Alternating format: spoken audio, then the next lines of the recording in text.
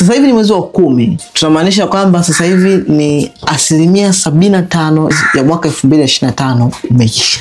Unakumbuka yale malengo yako ya mwaka ambayo ulijiandikia mwezi wa kwanza, ni kama jana, na ukajihakikishia kwamba mwaka huu utafanya vitu vingi, utahakikisha vyote vimekamilika. Na ukiwa honest kabisa na wewe mwenyewe, ukijiangalia bado uko pale pale, upo kwenye kile chumba chako, upo na yule msichana wako, kesho yako ya pesa iko vile haijabadilika, unaenda kupoteza mwaka mwingine mzima. Jiulize mwenyewe, usipojilaumu wewe mwenyewe nafsi yako mwenyewe, badala kulaumu factor nyingine zote ambazo zimekuzunguka, sijui nini, bosi, mke, ukiacha kulaumu watu wote waliokuzunguka na watu wote ambao unafanya kazi kwao, unafanya kazi nao, ukajilaumu wewe mwenyewe kwa kutokuweza kuchukua hatua yoyote kuelekea kwenye malengo yako ulionayo, haupo karibu hata chembe ya sehemu ambako unaelekea, na ukaweza kujilaumu mwenyewe kwa kutokuchukua hatua yoyote na kutokupata matokeo ya aina yoyote hata yanayokaribiana na mwelekeo ambao wewe unataka kwenda, ni nani mwingine ambao unataka kwenda kumlaumu tofauti na wewe mwenyewe?